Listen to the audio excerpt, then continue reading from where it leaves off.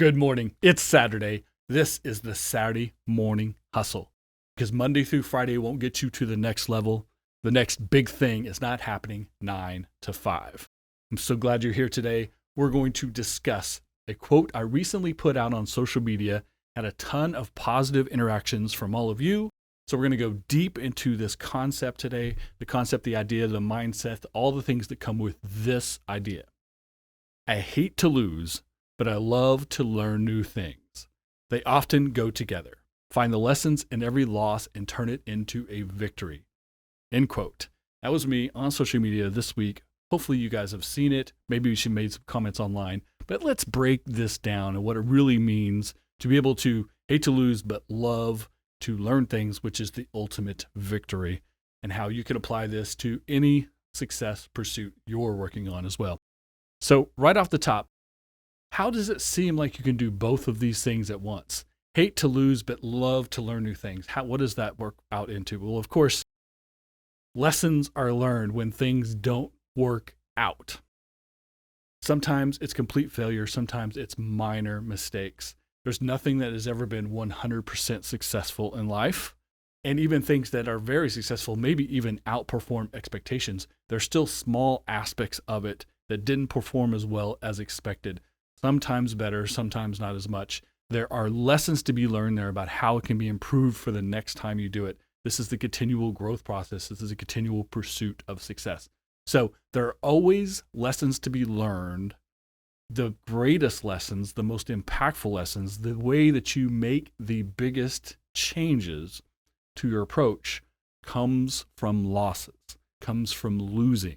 When you are beaten, when you are defeated, when the victory is snatched from you by your opponent or by yourself or by situations that are out of your control, whatever the scenario is, the loss teaches you more than winning. That's number one. But you can't let losses beat you, and you can't become complacent about losing because you know that you're learning a lesson from it. You need to win as much as possible. The point is win. The point is victory. The point of success is building up enough victories, but not letting small setbacks, losses, backslides slow you down. Remember, on this podcast, we don't define anything as a defeat unless it completely beats you, unless you quit doing the thing that you were defeated at. That's the only time that you have a defeat. Otherwise, there are lessons, there are losses, there are setbacks, there are outcomes that are unexpected and unpredictable. So the best lessons come from when things don't work out. So taking a loss is not the end of the world. Taking a loss is an opportunity for you to learn, to improve, to get better. Also always realizing in your process from rookie to the best in the world, and we're going to discuss every level from rookie to the GOAT, the greatest of all time, there's always someone in that process who's a little bit ahead of you or a little bit behind you or a lot ahead of you and a lot behind you. Losing to the champion as a rookie is no big deal. Tons of lessons to be learned there. Losing as a champion to a rookie, obviously not the right scenario for you. And that has more to do with effort than lessons learned. So think of it like this. Start off with that loss. I hate to lose. The first sentence, I hate to lose. All winners hate to lose. When you think about, again, the GOATs, the greatest of all time, people you would put up as the best athletes, the best actors, the best musicians, the best business professionals, the best politicians, the best at anything there is, they hate to lose. No one wanted to talk to Kobe Bryant or Michael Jordan or Tom Brady after a loss. They hate to lose, but the loss, the sting of a loss should be temporary. But that temporary sting, the memory of it, is fuel. Obviously, you want to move forward from losses. You want to do better. You want to improve. You want to, the next time that you come up against that opponent, the next time you enter that arena, you want to be the victor. Learning the lessons and applying them forward so that you do better, perform better, and become the victor eventually in that scenario, again, in that matchup.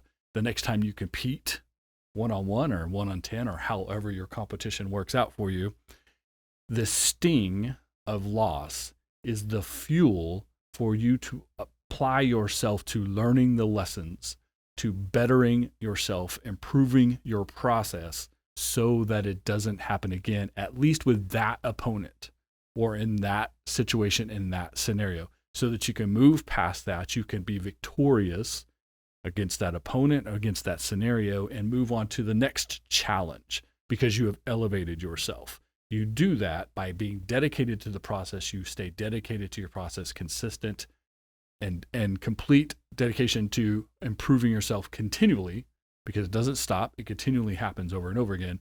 You fuel yourself by remembering that sting, by not wanting to lose again, to not wanting to be in that position of losing, of being the loser of the loss.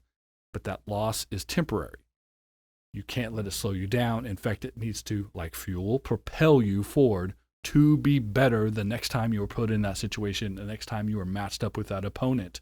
The next time you go head to head, you want to be better so that your opportunity for victory goes up. The chance to win is better if you improve from the loss. You will only improve from the loss if you're dedicated to the process. You will only stay dedicated to the process if it stings, if it hurts, if it burns, if you hate to lose. So the first sentence, I hate to lose. Great winners hate to lose, but use that loss as a fuel and a motivation for continual improvement. So instead, lose small, win big. Lose the individual match, lose the point, lose the client, lose that situation, lose today so that you can improve yourself to be a winner moving forward.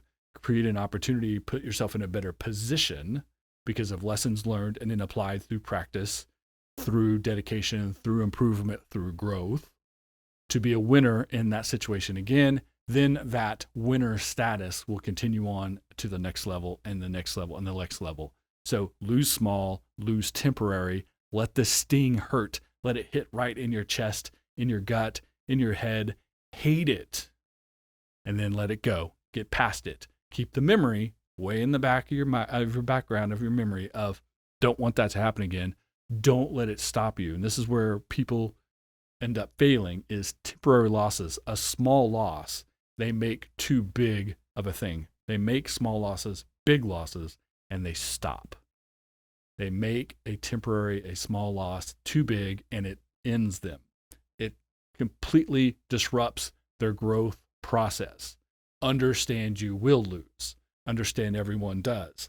Everyone will have missed shots, missed hits, strikeouts, however you want to put the scenario in whatever metaphor you like. It happens to everyone. More no's than yeses. I've said this so many times on this podcast and on my business podcast, the Neo Marketing, or the formerly Neo Marketing podcast, now the Strategic Growth podcast with the Golden Group. So lose small, win big. It's that old adage, lose the battle to win the war. If a temporary loss, if losing the battle will give you the advantage to move forward to win the war, it's worth that sting of defeat. But don't let it defeat you, as in stop you. Let it remind you to be better as you move forward. Success is a growth process. You have to love the game. To put it in sports metaphors again, you have to love the game, which is the process. It's the process itself of developing yourself, of continual growth, of learning from your lessons, learning lessons, both positive and negative, improving on things that didn't work out as expected, doing more of the things that did go well for you, focusing on continual growth and becoming a winner is more important than the number of wins and losses you have, because what you achieve is a level of success that supports you at every level so that you can continually achieve more. Every time you move up a level, every time you gain better competition, every time you do more at a bigger level, there are higher stakes. The opportunity to lose is there, but make that loss small, make it temporary, learn your lesson from it and move forward, but let it fuel you to do better at that level and then better at the next level and at that level, because every level you achieve greater success, the competition will be harder. The competition will be stiffer. Obviously, competition, again, back to sports metaphors, in Little League is different than it is in junior high, than it is in high school, than it is in college, than it is at professional level. Continue to move up that ranks. If you want to be the greatest of all time, you have to go through all of them. You have to take your losses, move forward and win, and ultimately create a winner mentality, a system that wins continually and more often than not to get to GOAT status, to the greatest of all time level. So wins and losses have lessons. There are more lessons from losses. We've talked about that before. Loss also allows you to remember you're human. No matter how much success you have, there will be temporary setbacks. You need to stay humble, but you have to stay motivated. This is why loss is good. Losing, as much as you hate it, will remind you to stay humble, and then will be fuel for your motivation to never lose again at that level and move yourself forward. So stay humble, but stay motivated. Use those losses for that continual improvement. And this is where the love part in, the love to learn new things. The temporary loss, the small loss, the thing that we hate to do is an opportunity for continual improvement. Don't fix a mistake so that you can win one time. Fix a mistake, fix errors, make improvements, do better in yourself, grow your skill sets, your abilities, your relationships, your connections, etc., so that you can continually win. A continual improvement process is how you love to learn new things. If you think you know everything, you're wrong. If you think you have all the skills you need, you're wrong. You need to continually improve, continually do better, and you do that by learning lessons. And I've said many times already this morning, the lessons come from losses and wins. Don't just focus on lessons from your wins. Don't just look at these things work, so I'm going to always do them, and now I know how to win, because your competition will improve. Your competition will change. Other factors will change as well. So you have to have a mindset. This is why it's a championship mindset, not simply a process, but a mindset of continual improvement. Find the information, find the lessons from losses, find them from wins, and continually move forward. Love to learn new things. Do not get set in your ways. Do not expect how I've always done it, or what has taken me to victory previously will take me to victory, will make me successful in the future. It's a starting place. It's a base. It's a platform to begin with, but you have to learn new things in order to increase that base, to rise in the level, to be at higher competition, to outgrow the competition that you're at now and move up forward. And above that is by continually learning new things. So this is how you have a championship mindset. Champions continue. Champions rise. Champions elevate themselves. Successful people have a mindset of continual improvement to be better today than you were yesterday in yourself. If you improve yourself, if you make yourself better than you were the day before, the likelihood of beating your competition that beat you yesterday goes up. You outwork your competition. You outposition yourself.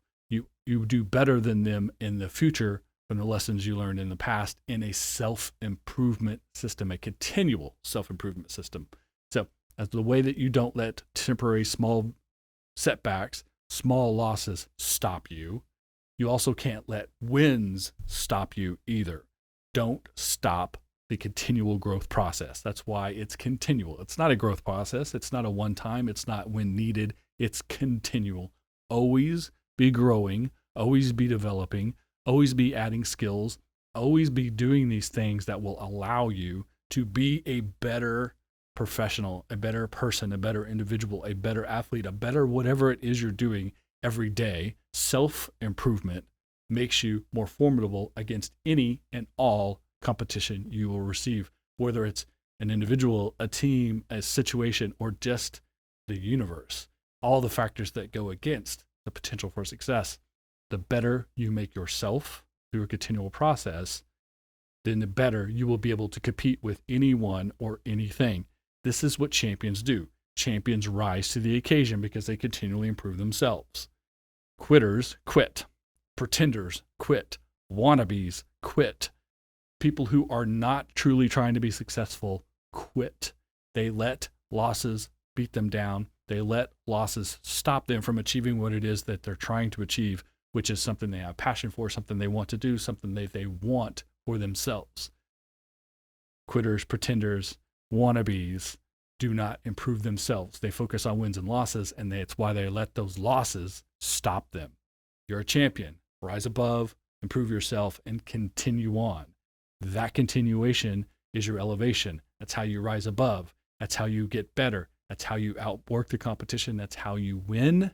And enough wins create success. And in that success, again, attains you to a next level, and lessons are learned through the entire process. Who you become, which is a winner, or someone who understands how to be successful, who knows how to be successful, who has a system for self-improvement, who doesn't let small temporary setbacks, small losses stop them, instead uses it as fuel and lessons to be getting better, to improving themselves, focusing on self-growth and self-improvement, ultimately works out into beating your competition. That person you become is the most important aspect. It's the point of this conversation. This is why hating to lose but learning to love new things go together, because the lessons in every loss can be turned into victory. The process of turning lessons from losses into victory is your self-improvement, continual self-improvement process. How you turn losses into victory is your self-improvement process. It is continual. The person you become every new day, every new week, every new month, every new year, the elevation of yourself is what's most important. Now, how do I know that? Because we have the lessons of the GOATs. We're back to the GOATs, the greatest of all time. Anyone who would be considered the greatest of all time, the top two, the top three, in any activity in life, all have this mindset. Number one, everyone starts as a rookie. Everyone starts at zero. Everyone starts with no experience, no skills, and at the bottom end of the opportunity to win. Everyone starts with 0 victories. And typically you start with 0-1, 0 victories, 1 loss. This is how it happens. But every loss is a lesson learned. When you need to learn everything because you're a rookie, because you are new, every loss is highly valuable, and you can gain skills, you can gain information, you can gain insights, you can get better rapidly because you started at such a limited place. Eventually, those things level out, and when you get to expert level, it becomes very hard to improve yourself, but dedication to that continual growth process can make that happen. So the GOATs know they started at 0. You have lessons all the time. Kobe Bryant, Michael Jordan got cut from their junior high basketball teams. Tiger Woods was a child prodigy, but at some point he started off not being able to hit a golf ball at all. Very young for him. He was a child prodigy, but he got better and better and better. Every person who's a champion, every winner, every achiever started off just like you, at 0, as a rookie, as a person who couldn't make the team, as a person who couldn't win, but through the continual process got better and developed their skills, dedicated themselves, put the effort in, and became a champion because they're the first one in and the last one out, because they're willing to put in effort, to have passion and dedication to the process, not dedication to winning, not dedication to success, and absolutely not dedication to cash and cars and fame. All of those things are side effects of being successful, of winning, of having victories, of being a successful person, of creating a championship mindset. The other stuff will come. The victories that will result in money and other factors are side effects of becoming a champion through the right mindset. Winners gain those things. If your focus is money, success, and fame, you're not going to continually self-improve. You're going to believe the early hype. Your early victories will not be as impactful because you will say, this works for me. You'll take that easy money and you'll stop.